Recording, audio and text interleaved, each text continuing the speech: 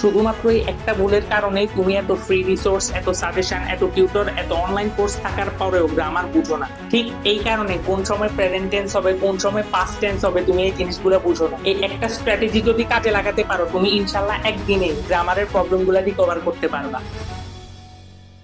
SSC 26 তোমরা ইংরেজি তৃতীয় পড়তে যে জিনিসটা নিয়ে সব থেকে বেশি প্রবলেম ফেস করো সেটা হলো গ্রামার। তোমরা অনেকেই গ্রামার বুঝো, ইংলিশ সেকেন্ড পার্ট হলো গণিতের মতো। গ্রামার যদি তোমার হয় একেবারে কাট কাট নাম্বার পাবা, আর যদি না হয় তাহলে একেবারে নাম্বার পাবা না।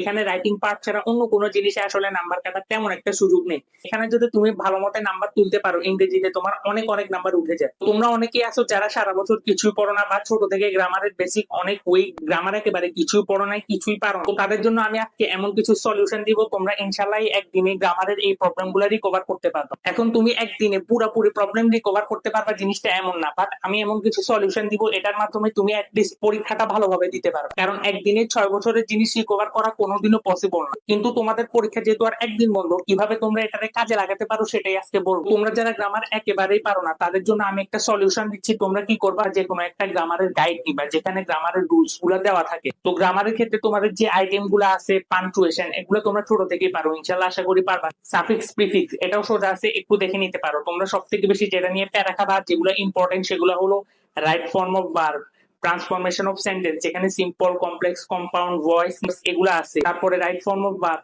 আর্টিকেল, এই জিনিসটা তোমাকে দেখতে হবে কারণ এটা সবগুলোর সাথে ইন্টার কানেক্টেড। তো এই জিনিসগুলো মোটামুটি ইম্পর্টেন্ট। তোমরা কি করবা, গ্রামারের গাইডে যাবা, এই জিনিসগুলো খুলবা। এই জিনিসগুলো খোলার পর তোমরা রুলস গুলা রিডিং পড়বা। আমি তোমাদেরকে রিডিং পড়তে বলছি, মুখস্থ করতে বলি না। তোমরা অনেকে কি করবা, পরীক্ষার আগে এগুলো মুখস্থ করা শুরু করো। এগুলো এখন মুখস্থ করার টাইম না, তোমরা শুধু রিডিং পড়বা। যে শুরুর দিকে যে রুলস গুলা থাকে ওগুলো ভালো করে রিডিং পড়বা। রিডিং পড়ার পরে তুমি মডেল কোশ্চেন খুলবা।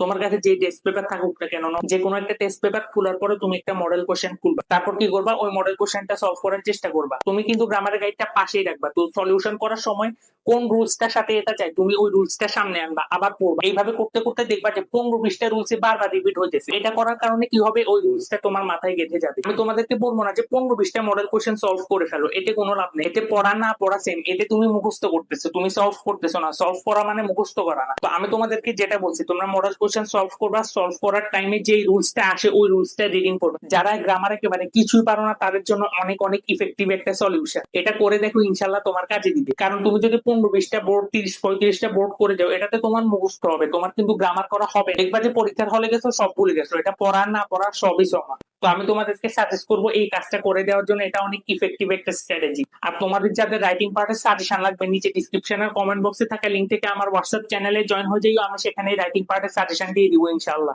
তোমরা লাস্ট মোমেন্টে যে যে ধরনের প্রবলেম ফেস করতেছো, যে কোনো ধরনের প্রবলেম হতে পারে, আমাকে কমেন্ট বক্সে জানাইও। আমি ইনশাআল্লাহ সবার কমেন্টেরই রিপ্লাই করবো। নির্দ্বিধায় নিঃসংকোচে জানাতে পারো, আমি সবার কমেন্টে রিপ্লাই করবো ইনশাআল্লাহ। আর তোমরা দেখতেছো তোমাদের জন্য আমি কত কষ্ট করতেছি, সাজেশন দিচ্ছি, ডেইলি রেগুলার ভিডিও দিচ্ছি। এগুলো বানাতে অনেক অনেক কষ্ট হয়। তোমরা একটা সাবস্ক্রাইব বুঝি করতে পারবা?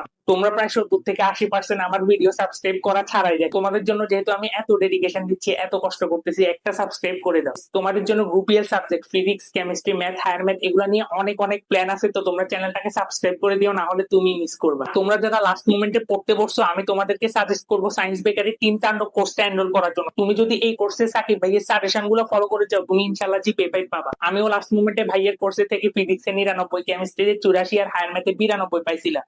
তোমরা অলরেডি দেখছো যে সাকিব ভাইয়ের 3 তাণ্ডব কোর্স থেকে বাংলার, ইংলিশে একেবারে হুবহু কমন পাইছে। আর ভাইয়া তোমাদের জন্য এবার আরো একটা কাজ করেছেন, তিনি প্রত্যেকটা বোর্ড ওয়াইজ স্পেশাল সাজেশন দিয়েছে। স্পেশালি কুমিল্লা বোর্ডের ছাত্রছাত্রীদের জন্য একেবারে স্পেশাল একটা সাজেশন দিয়েছে। যেহেতু প্রত্যেক বছর কুমিল্লা বোর্ডের জন্য কঠিন কঠিন প্রশ্ন দিত, ভাইয়া তোমাদের জন্য একটা ডেডিকেটেড আলাদা সাজেশন বানিয়েছে। তো নিচে ডিসক্রিপশন আর কমেন্ট বক্সে আমি সায়েন্স বেকারির ফেসবুক পেজে লিংক দিয়ে দিব। সেখানে গিয়ে যদি তুমি আমার নাম বলো, তুমি পাই যাবে একটা স্পেশাল ডিসকাউন্ট। তো সেখানে গিয়ে আমার নাম বলে ইনশাআল্লাহ স্পেশাল একটা ডিসকাউন্ট পাই যাবে। দেখা হবে নতুন কোনো ভিডিওতে।